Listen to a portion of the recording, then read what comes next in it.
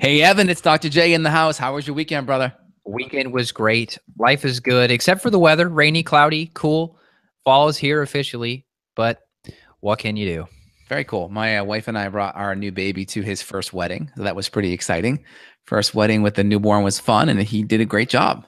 Oh, good. Isn't it great when you go out in public and the baby's good and you're just like, Yeah, isn't oh, that great? such a relief. Totally. How's your baby doing? Oh, she's great. She's got her molars coming in, so she's Oh, been wow. very incessantly crying this morning. But wife texted me and said the baby knocked out, so nap time is a good time. That's great, man. Very cool. Well, we chatted kind of in our early part of the show, talking about what we're going to talk about today, really. And we kind of discussed that dandruff's a big issue that's been coming up in our clinical practice. We wanted to talk about kind of what it is and just some of the clinical strategies that we utilize to approach it and to help address it from a root cause functional medicine perspective. Yeah, something I think we should hit on first is what's the conventional approaches? Is it dermatologists that people are getting referred to? Like, what's the rabbit hole, would you say, that people end up on with the dandruff problem? Yeah, so dandruff typically is this excessive shedding of kind of the skin on the scalp, and it tends to be fungal driven. Of course, there are natural diet things that help, right? Good fats, good proteins, like the digestive, the hydration component, all those things are important. But the infection component is really important because you can have the diet stuff all dialed in, and that may not be enough to get rid of that infection component. And sometimes the fungal overgrowth that's there could be there from a deeper infection. It could be there from a H. pylori or a blasto or a deeper parasite infection. So it's important we keep our eye on what could be there in the scalp area, but also what other bigger infections could be promoting that overgrowth. Yep. So if you go to a conventional doc and you just happen to bring up dandruff, what are they going to do? You think they'll just refer you out to a dermatologist and then they'll give you some steroids for it? Or, I mean, what would the conventional approach be? That way we have something to contrast it to our functional medicine approach. Yeah, so your conventional approach is going to be Head and Shoulders or Selsun Blue. That's going to be the general conventional approach. They may give you a systemic antifungal medication if they see other kinds of things happening there. That's going to be the general consensus. Yeah. Now, the first thing that we're going to look at is we would probably lean more towards a antifungal kind of shampoo that's herbally based, like tea tree or lavender or neem. These are some really good antifungal shampoos that are out. We'll put some in the links below. A couple of the ones that I like are Art Naturals and Purely Northwest. We'll put some links below here so people can access them. I use those in my clinic a lot. You can also just get some pure, apple cider vinegar. You can mix a little bit of coconut oil. You can even do a little bit of tea tree or neem straight and kind of do a little scalp massage and get it right there in the scalp. That can be helpful too. But there's some other shampoos that are out there that are all ready to go. So that's another good option for you, just if you don't want to have to deal with that. Cool. So let's talk about testing. I mean, this is always our philosophy. You've got to test, don't guess. So if you've got a fungal issue, we talked about parasites. So we want to look into the gut and then the organic acids testing. Wouldn't you say that'd be an important one for this too? Yeah, I like the organic acids because you can kind of look at fungus that may be more systemic. So when we look at a gut test, we may see various species of fungus in the gut. We may see Candida, we may see Geotrichum yeast, we may see Cyclospora yeast, we may see other types of Candida species, Rhodotorula, Crucia. These are different species of yeast. And again, yeast is like the big umbrella. I should say fungus is the big umbrella, and then we have some species of yeast that are kind of under that big umbrella of fungus. So fungus is the big umbrella. Yeast is the smaller kind of umbrella. And again, mold, like different molds like that you may see like aflatoxin mold or ochratoxin or trichothecenes. These different compounds are also kind of under that fungus mold umbrella as well, right? Yeah. So getting to your question, those are some of the big ones you may see. Now, the benefit of the organic acid test is we have some markers that are more systemic based. So we have diarabinitol is an interesting marker that looks at fungal overgrowth from a systemic perspective. So sometimes we see people that get these stool tests back and they're maybe okay from a fungal perspective, but when we look at their organic acid urine, we may see that diarabinose on the higher side, which tells us there may be some kind of fungal thing going on at a systemic level. And sometimes we may see it systemically, but not in the gut. So that's a good marker too for treatment. Yep. Cool. Yeah. So Justin and I, between us both, we've run thousands and thousands and thousands of stool and organic acids testing. I would say, and Justin, tell me if your assumption is different. 9 out of every 10 people have a yeast and or a fungus problem. Whether it's to the level it's going to cause extreme issues or not, maybe it's not 9 out of 10 that have an extreme problem, but someone somewhere 9 out of 10 times is going to pop up with something that needs to be addressed in that category. Yeah, 100%. I think there's always some gut component. I would say the majority is a gut component, and most people with a gut component, yeast is going to be present. I find that yeast as the primary issue isn't more common. I should say is less common, I should say. What's more common is there's a deeper infection like a parasite or a bacterial infection that's of a higher level. And the yeast is just kind of there, kind of like you see the shark and then you see these underlings that kind of suck to the shark's belly. Yep. Right. They're kind of like that. They're just there as the underling, and you get this bigger, stronger kind of critter that is the primary focus. Oh, by the way, I don't know if this is true. I heard from a client of mine last week. Supposedly, Diagnostic Solutions is coming out with a new panel that can be added to the GI map where we can actually test for worms, including pinworms. That's awesome. I'm really excited. Worms are definitely a concern. I know we've talked about, we add in wormwood, we add in mimosa pudica, various herbs like that to help with a lot of these worms as well. Yeah. So if that's true, we're going to have some really good extra clinical nuggets in our hand. 100%. All right. So I wanted to mention antibiotics as a cause here. So if somebody does have dandruff, and we could also convey that message to other issues with the hair, the skin, the nails, there's probably a history of like a urinary tract infection, right? So like these yeast and fungus that you're talking about, if that's affecting the vaginal area for a female and they get put on some type of natural antifungal or probably a conventional antifungal, that stuff's going to come back with a vengeance. They may end up doing antibiotics therapy too, and that's not good. That's going to create a lot of room for the yeast and fungus to overgrow. Then all of a sudden you've got the cleanup crew that has to come in post antibiotics. So 100%. We're not big fans. Like if you can avoid antibiotics, if your life is not in danger, then you could probably go ahead and say, skip them and go to the natural remedies instead. 100%. So of course, the big thing when we deal with any type of fungus is really cutting out refined sugar. So if we look at our carbohydrates and we kind of draw a line down the middle, we have like real food carbohydrates on one side of the fence. And then we have refined sugar carbohydrate where there's actual added sugar to the carbs on the other side. So basically draw that line. Anything that's refined sugar, we throw out. And then on the left side, I kind of break it down into starchy, non-starchy. Okay. So starchy being like sweet potatoes, squash, white potatoes. Non-starchy being our veggies, broccoli, Brussels sprouts, cauliflower, kale. Those are our non-starchy. And then we have basically our high sugar fruit and our low sugar fruit. High sugar fruits are going to be more tropical things, bananas, pineapples, mangoes, right? Those kind of things. And then we have our lower sugar fruits, berries, green apple, grapefruit, passion fruit, those kind of things. So we try to, number one, stay on the non-starchy carbs primarily and the low sugar fruits. So typically 1 to 2 servings a day, even on an antifungal approach, is going to be okay. Some people, they go to the excessive and cut everything out, but there's some clinical evidence that these fungal critters may go into this spore-like state where they're now kind of in hibernation mode, and it may make it harder to kill them. So we'll actually have 1 to 2 servings of fruit in there. We may even actually up the carbs even more during the killing to bait them out. We want to wake up that bear so it's not hiding in its cave all winter, so we can hunt them down, so to speak. That's a great point. So if a ketogenic diet has been the norm for someone, we may need to bump up carbs a bit and maybe add a little bit of fruit back in. There's been a lot of demonizing of fruit lately, which I'm just not really a fan of that. I think there's a lot of value there.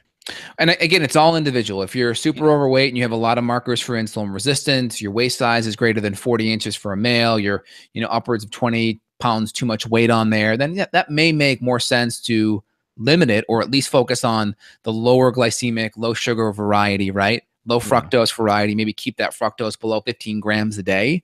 That makes sense. But if you're pretty active and you're pretty healthy weight, I'm fine with a couple handfuls of that a day. That's not a problem. Yep, good. So you mentioned the diet piece. Now, some talk about diet as if it could cure you of these problems. I mean, I don't really agree there, where if you just follow this Candida diet, all of a sudden your problems are going to go away. I think if someone is like, they're kind of like dipping their toe in the functional medicine field, like, is this worth it? Well, just start with the diet stuff and see how much you get accomplished with that. If someone's having a lot of refined sugar and a lot of refined carbohydrate, right? Remember that line I drew? Refined carbs and then whole food carbs. If they're having a lot on this side and they cut that out, they may see a significant improvement, which is great. And they may cut the grains out as well, which is great. But they may be that last 20 or 30%, or if it's a deeper infection, that will have to be removed as well. So if it's just purely a fungal overgrowth, then you may see a good improvement, but there may be some stuff still lingering. And if that's the case, then we got to dig deeper, put on our clinical hats, and you want to definitely reach out to someone like myself or you, Evan. Yeah, well said. Yeah, I guess my point, I wasn't trying to bash the diet piece. I guess my point is that a lot of people sell these books promoting certain diets as if you can magically eradicate all of your gut problems. For me, I got maybe 80% better. So I dealt with IBS for probably 10 years, maybe even 15 years. I mean, I had always had irritable bowel problems. Once my diet was better, my gut problems were there. But then when you first took a look at me, you said, Evan, you've got parasites. And that's something that no matter how much kale and broccoli I ate, I wasn't going to get rid of parasites. Or grass-fed meat, or yeah, exactly. I get that. So we're kind of biased because we see a lot of people that already come to us, they got their diet on track, and we got to dig deeper on top of that. So I get where you're coming from for sure. Yeah, but the low-hanging fruit, that is the diet. And then Justin and I often have people that come to us that have been doing like a paleo template or even like an autoimmune paleo, and they're still sick. And that's where we say, okay, good. You've got the diet in place. It has to be in place. Perfect. Now let's dig deeper. And that's where we're going to find this other stuff. 100%. So we hit the fungal component of dandruff. We talked about the excessive shedding of the skin on the scalp. Again, a lot of babies have it. It's called cradle cap or seborrheic dermatitis, tends to be fungal based.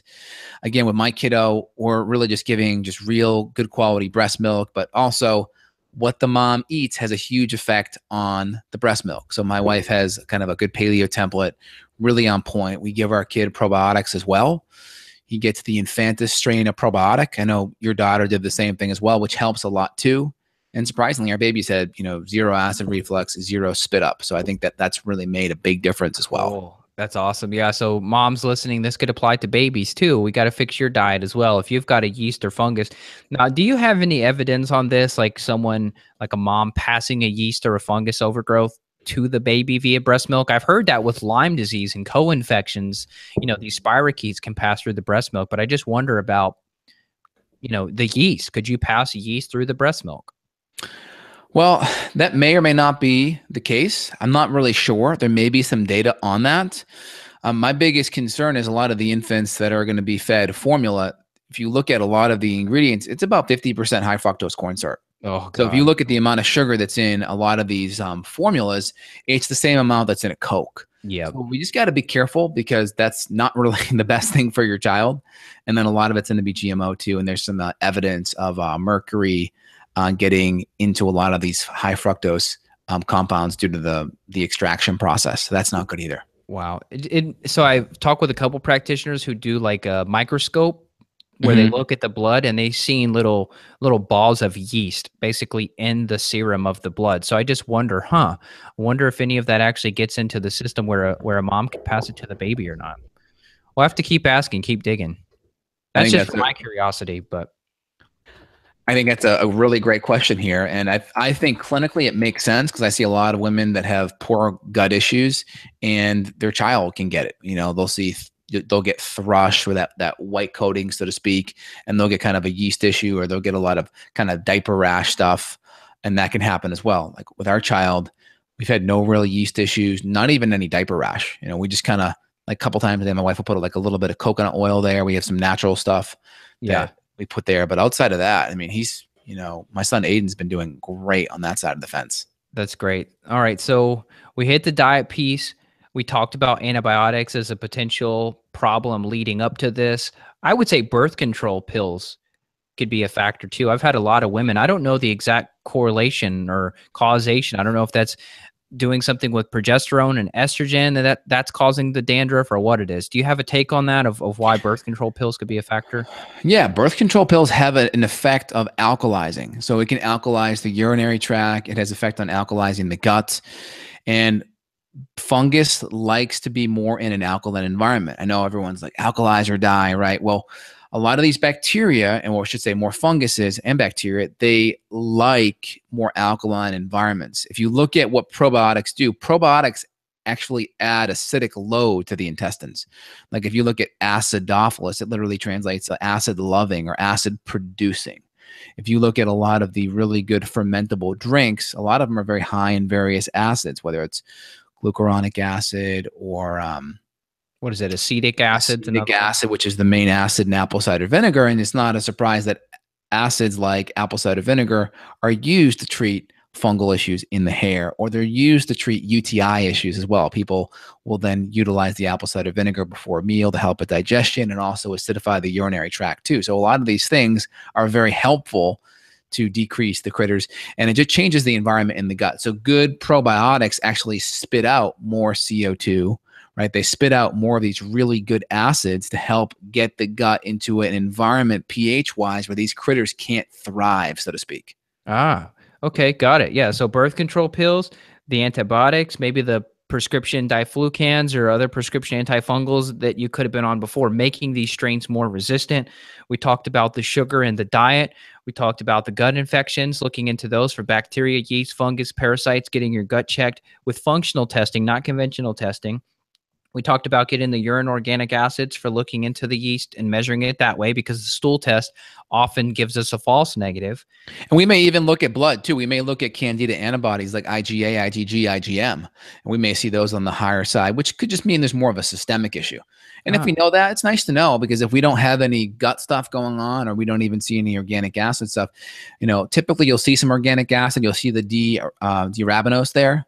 Yeah. But if not, we can always run the blood antibodies too, which is nice. So what do you say to the person when they say, "Oh, Justin, can't I just go buy a bunch of herbs and just start randomly throwing stuff from the kitchen sink at this problem and see if it works?" Well, the bigger issue is most people that have these symptoms, they have a whole bunch of other things too. It's very rare that you're like, oh, my only chief issue is dandruff or some kind of fungal issue, right? It's mood, energy, sleep. If you're a female, there's probably some cycle imbalances, whether it's menstruation issues or mood issues or breast tenderness, back pain, whatever is happening there. And then you have this. So there's a constellation of different things happening, and body systems, they function and dysfunction together. So imagine a beautiful orchestra going, right? And one instrument starts going off. Let's call that one instrument our fungal overgrowth, or our scalp kind of dandruff issue, right? That's our one symptom. That's our one imbalance. Well, it doesn't take long before the rest of the orchestra starts singing out of tune as well. And that's kind of what I'm referring to when we talk about the other hormonal issues that go out of balance. And then when we start having gut issues, then we can start having more leaky gut, which then can create more immune stress. And then we can have more malabsorption and low stomach acid and enzymes and nutrient deficiencies, which then affect neurotransmitters and other hormone pathways. So you can see how this thing can really spiral out of control pretty fast. So that's why it's good to always dig in deeper to really get a good body system audit of all the other things that are happening. Yep, well said. I'm so glad you said it so eloquently. I did a rant at the end of my podcast that I put up last week, and I just told people, I'm like, look, please don't wait till you hit rock bottom. Don't wait until every body system is falling apart and then you reach out. Like, you and I work with those complex cases all the time, but if you've got one thing, like it's anxiety or a little bit of depression or a little bit of gut issues or a little bit of skin issues, it's so much better to start getting tested and start digging deep then, as opposed to waiting until your symptom list is 20 pages long. You've been suffering for 20 years. Then you hit rock bottom. Then you decide you want to get better. I'll tell you, it'll save people a lot of money and a lot of suffering. If once you see these problems, a little tip of the iceberg poking out, address it then. Don't wait until, like you said, you've got anxiety, depression, PMS, irritability, mood swings, rage, poor sleep, and dandruff to top it all off. It's 100%. Just, please. And that's not even to benefit us. That's to benefit you. We've been so booked up that we aren't necessarily begging you, hey, please come see us. It's not like that. It's the fact that, hey, look, I just want to save you some suffering and save you some time. Justin and I came from our own health journeys as well. And if we could just give you one piece of advice, and maybe I'm not speaking for him, so I'll let Justin give his feedback too. But if I could say one thing, it would be, if you've got a weird symptom, there's probably some other stuff going on that you just have to find and fix. Don't 100%. like me. I had to wait until I had lost about 25 pounds. I had terrible sleep. I woke up, I wasn't feeling rested. I had a lot of stress. I had some anxiety problems, even to the point of a panic attack. I called Justin up one day. I was like, man, my heart's beating out of my chest. I can't stop my heart. You're like, well, how much stress do you got going on? I was like, a lot. And then he's like, well, how are you sleeping? I'm like, haven't been sleeping very well. And then he's like, what's going on with your gut? And I was like, oh my Lord, every body system is affected. My gut's been affected, Yep. my brain, my stress response is broken. I was like, this ain't even me. I'm not even an anxious person. What's going on? And you go, oh, it's parasites, Evan. So for me, I had to learn the hard way. I had to wait until my symptoms piled up so much that I was falling apart to then fix it. 100% agree. I think we're at the point in our careers where we realize that there's probably more people out there that we see online with the millions of downloads we get every few months, that we're not going to be able to help everyone, so to speak. And there's just too many people out there to help, that we really want to put as much free content out there. And if we can just get most of the people to just apply the free stuff, that is going to be huge. And then we're going to make a huge difference in the world just by itself. So that's, I think we're really just getting really good actionable information. And I think the key thing I want to push to everyone listening, if you can walk away with just one action item, hey, I'm going to do this, or I'm going to add this component, or I'm going to add this diet shift, or this lifestyle change, or this supplement change, I think that you're going to make yourself better and healthier after every podcast. Agreed. Cool. Do you want to hit some questions Yeah. for a few minutes? Let's grab some questions. Okay, cool. Then just a little feedback. Yeah. Everyone writing questions, if you can kind of keep the questions framed towards the conversation, I mean, you can kind of do a little politician pivot where you're like, hey, dandruff, and then you're on adrenals, right? We could kind of do that, so to speak, but just try to keep it connected to what we're talking about as possible. If it's so disconnected, we're just going to have to skip over the question. Yep. Well said. Okay. Yeah. So a lot of those were like off subject questions. Let's see. I got one here about, let me see here. I got Gerald's question here. Gerald was on my GI Clear 2, positive for H. pylori. I feel like it's returned. If I add Mastica to the GI Clear 2, what dose should I take per day? Typically 2 caps TID, 2 caps 3 times a day. And we need to retest, Gerald. Make sure the infection's gone. Make sure there's no residual infections. And we want to look a little bit deeper too at your partner or any dogs or pets in the house. Partner for sure is the easy one, because that can, you can go get that reinfected back and forth. So we may need to retest and then do the GI Clear 2 and the pure Mastica 2 caps TID and get that retested. Well said. Yeah, I had that a few weeks ago. A lady, she said, I feel like my guts backtracked after I got off your herbs. What's going on? And I said, well, now it's time to test your partner. And sure enough, there's the H. pylori. That's why she's been getting reinfected. It took 3 rounds to get rid of it. Totally. That's crazy. All right, let's go over to the next one here. There was one from Avi, we'll call it Avi. I don't know how to pronounce that full name. Any tips on reducing hair loss and thrush when coming off of HRT as a female? So that would be helpful to know. I mean, I imagine, I'm just kind of guessing this is menopausal female. Okay. So, 53, 54 and up. So depending on kind of where the hormonal imbalance is, it'd be good to know if there's an estrogen dominance present, or if we're just having low estrogen and low progesterone and everything's kind of in the tank. So typically when I think hair loss, though, I'm leaning more on the thyroid side. So I'd want to know where the female hormones are at, if you're cycling or not. So if you want to comment on that, that'd be helpful. Number 2, really looking at the thyroid component, because the thyroid has a huge effect on the hair follicle, stimulating the hair follicle to grow. And then number 3 is the gut component, because that's where we digest and break down a lot of the nutrients and amino acids and fatty acids that become the building blocks for our hair. So I want to look at those 3 places first. Well said. So I'd also add on looking at ferritin levels too. Yep. See if there's some type of anemia problem. You hit the thyroid. So in the thyroid. And when I say thyroid, though, that includes all that constellation, because iron is very important for making thyroid hormones. So if we have a history, if it's menopausal female and she's not vegetarian or vegan, and doesn't have a history of endometriosis or fibroids or excessive menses, it's probably not an iron issue. Good. And then when you talk about the thyroids too, so this is also including the antibodies. So making sure that there's no Hashimoto's at play, because we see that a lot. Justin and I find that many people with autoimmune thyroid, the hair, like 9 times out of 10, it's a problem. Yep, exactly. And we'll add in collagen peptides too, just because collagen is it's just great. It's a great building block. And then if it's in peptide form, it's already super easy to digest. So give a little plug for my True Collagen on that one. Yeah, check it out. All right, Gerald had a follow-up question for second round of H. pylori eradication. Should it be a 30-day protocol or 60 days? Yeah, typically a minimum 30. You can't go wrong with just doing a 30. It just depends on what other infections were present along with that. But if it's just Yeah. the H. pylori, I'd say 30 to 45 is typically good. Yep. Nice. All right. Massimo had a question here. Are sustained release essential oils and herbs necessary as opposed to the liquid oil taken internally? It's kind of a confusing question. I didn't know there was such thing as a sustained release essential oil, but what we're talking about for this conversation would have been like a topical. So like Justin mentioned about those brands of the tea tree oil Yeah. shampoos and such, that would just be a couple of drops on the scalp. Use some type of jojoba or avocado or Yeah. coconut oil and try to dilute that so it doesn't burn your scalp. Totally. In my line, we have GI Clear 5, which is an emulsified oil of oregano that is more enterically coated. So it does open up more in the small intestine than the stomach because a lot of the fungal issues tend to be more in the stomach. I'm sorry. Oh yeah. First, that tend to be more in the small intestine. H. pylori more in the stomach. Yeah, I forgot about the oregano oils. I guess when I read Yes. essential oils, I was thinking just like your standard oils that you diffuse.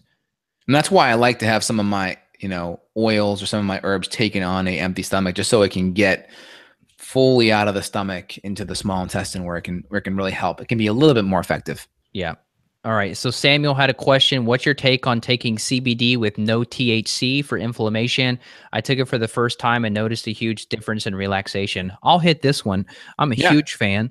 I just posted a YouTube video. If you haven't checked it out, look it up, Samuel. I went to a hemp farm here in Kentucky, one of the very few hemp programs that's been approved by the state government.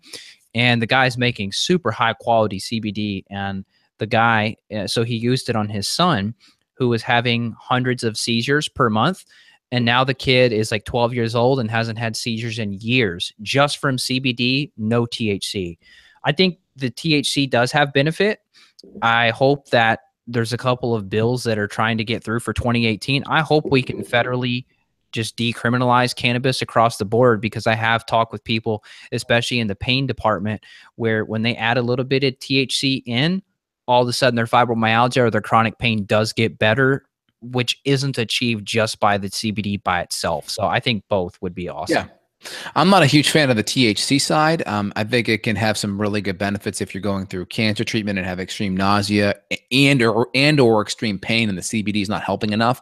I think it can be helpful. Like if we're choosing, THC over a chronic dose of a pain medication or opiate or like a lot of ibuprofen, I will definitely reach for the THC component, over the rest. My biggest thing is just number one, there's some potential memory side effects, cognitive side effects. Number two, I would say making sure that you're not having to incinerate it every time, right? Trying to do a vaporizer or some kind of other medium that's not involving the incineration, which exposes the polyaromatic hydrocarbons and the heterocyclic amines. These are the carcinogens that are produced. And the CBD obviously is better just because it's less psychoactive. But if you can, epileptic stuff, autoimmune stuff, anxiety, mood stuff, CBD for sure.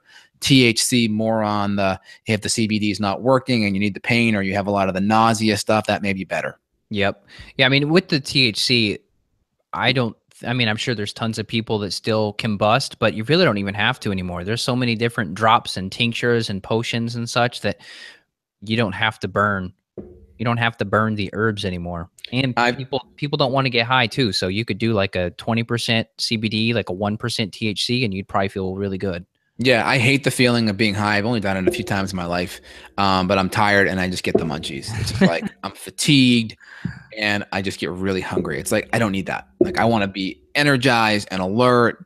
And I think a lot of the negative studies on marijuana too is number one, you really have to make sure you're not getting pesticide exposure. Exactly. And you have to kind of ferret out the burning and the incineration of the leaf. I think if you take those two components out, I think you'll see a lot of those confounding variables showing negative results and those studies improve. For me, a vaporizer changed my life. When I had IBS, the only thing before I knew about diet changes that helped me was a vaporizer. It would slow down my bowels since I was having so much loose stool. It would regulate the bowels better. Stomach cramps, stomach pains would go away. So I had a lot of hands-on experience. Super helpful. I don't vape anymore though. And I think, go ahead. I'm sorry. I was just gonna say, I don't vape anymore currently. One is it's impossible to find a good source in Kentucky. Now, if I go to Colorado and I could find some good organic, high quality, I'm gonna take a sample. That's for sure. But for me, I can't find a good source here, so I do stick with the CBD drops, which is legal too. You know, it's another thing. It's legal in all 50 states. The CBD is. Totally. And just kind of hitting it, I think a lot of marijuana, maybe not the CBD because that's more the non-psychoactive. I think a lot of marijuana is used, to cover up emotional stress, to kind of numb yourself out from whatever's happening in your life. So we just got to make sure that you're not using it to avoid reality, so to speak. But there's a lot of drugs out there that are very dangerous and have a lot of side effects and kill a lot of people. So if we're choosing marijuana or over these drugs that kill a lot, I will always choose the drug that doesn't have the profile of killing people, right? I'll pick it over alcohol too. If I had Yeah. somebody say I want to drink a bottle of wine every night or hit the vaporizer or do a couple of drops of a tincture, the alcohol for me is going to be a bigger problem because it's going to create the leaky gut situation. Yeah, I mean, if you're drinking excessively, if you're having a glass or two and it's organic, hey, Yeah, I would, good. you're probably fine with that on the alcohol side. But if you're going, 4 glasses a night and then it's consistent, yeah, they've done studies. I think it was the Giuliani report. They looked at like the highest ranked college students in the country, and they said, what do you prefer, alcohol or marijuana as your drug of choice? And the kids that had the highest grades were choosing the marijuana, and their main reason was because of the hangover. They could wake up the next day and study and get their work done. Makes sense. So, All right, let's see if we have any other on topic questions here. Do you see any others? see if we can find some things that we can connect to our little politician sidestep here. Gerald had one about how do you know if you're eating too many starchy carbs per week? I cycle, like it depends on the week and depends on activity level, how much I'm going to do. What's your take? I think 50 to 150 is a pretty good place for most people to be. And if you're doing a lot of lifting or a lot of CrossFit, then you may need to go up to 250. So I think look at your height and weight. If you're at a really good height and weight, you're going to have more latitude. If you're lifting a lot of weights, I think you can go up to 150 to 200. If you're doing Ironmans or like, those, then you may have to go way higher than that. So I think you really got to just figure out where your activity level's at, figure out where your height and weight is right now. 50 to 150 is pretty good. And you earn your carbs. So you exercise more, and you're lifting more weights. You can up the carbs a little more and just try to keep it whole food and you're going to be fine. Here's another question about glutamine. Should you take glutamine by itself to repair leaky gut, or is it okay to combine with protein? I mean, glutamine is an amino acid, but if you mean like glutamine and then have real whole food protein, yeah, that's fine. I mean, in my line, we use the GI Restore, which has L-glutamine and a bunch of other healing things, and acetylglucosamine, and we'll mix that in a drink, take it on an empty stomach, and then patients will still have, a really good whole foods meal, or we'll add in the collagen as well, which is very high in glycine, and glycine is really good for the enterocyte healing as well. So you can do either the L-glutamine. I'll typically only do L-glutamine by itself for patients that are very, very sensitive. We'll typically add the healing compound in there, the GI Restore, all the other, deglycerized licorice, aloe, slippery elm, and acetylglucosamine, right? Modified citrus pectin. We'll add all those in together, and if that's causing too much sensitivity, then we will do L-glutamine by itself, but they got to really be sensitive if that's the case. Yeah, and I find that pretty rare. The glutamine by itself, to me, it just doesn't move the needle as quick as the combo products like you talk about. Yeah, only if there's an allergy issue. And then the collagen's great because glycine's a really big, building block for healthy gut function too. Nice. Bone broth too. I think that's another worth. Well, that's very high in glycine too. Yep. Cool. All right. I think that was it. I mean, there were a bunch of other questions, but a lot of these were super off subject, so I don't want to distract from the convo too much. Yeah. So any others? I think we kind of hit everything. I don't want to go off too on the kind of the deep end. James here talks about just kind of the cost regarding the organic acid test and keeping it low. Typically, if you're trying to keep the cost down with the organics, just do the test once a year. Do it once a year. Ideally, if you can do it twice a year, that's ideal. But if not, you can just do it once a year. That's kind of your best bet, and kind of just fine tune your program once a year with the organics. That's probably the best way to make it more cost effective. Yep. Well said. Gerald said that we guys are the best. Changed his life. Hey, Gerald. Thanks. We appreciate it. Yeah. Gerald's actually a patient. Glad we could help, Gerald. That's very good. And then one last question too. Diana talks about doing a podcast on estrogen dominance and progesterone therapy. Hey, you're kind of a year too late. Check out the podcast show notes. We did a podcast on estrogen dominance and we talked about progesterone and our cyclical augmentation programs that we'll do with progesterone therapy too. So check out that podcast, Diana. Yeah, go on Justin's YouTube. That's probably the best if it's posted there, or just check out his site, Justin Health, and then just type in estrogen. You should find it either way. And if you guys enjoy this right now, the best way you can thank us, give us a thumbs up, post share on your Twitter and or Facebook. We love it. We just want to help more people. And you notice there's a lot of people that are out there, podcast people, they either hold information back or all they do is spend, 90% of their time promoting their products and affiliates. I'd say 95% of our time is just free intel. Of course, we got a little plug here and there, but we're 95% free information because we know there's too many people out there that need all this info, and we're just going to just be an open book to everyone. Yep, totally. So we hope it helps. And if you need to reach out, schedule a consult with either of us. For Justin, check out his site, justinhealth.com. You can look up and click the book an appointment button. Myself, same thing, evanbrand.com. Check us out, stalk us, study us, look under every crevice and corner, read our reviews. We're here for you. We're happy to help if you've got this issue going on. Leave us comments below. Tell us what you liked about the podcast and tell us about future podcasts that you want to hear. We're reading them and we get inspired by those comments below. So say, hey, I like this about this podcast and I want to hear something about, and tell us that topic and we'll add it to the queue. Yes, sir. Awesome. Good chatting with you. Everyone have a great day. Take care. Take care. Bye.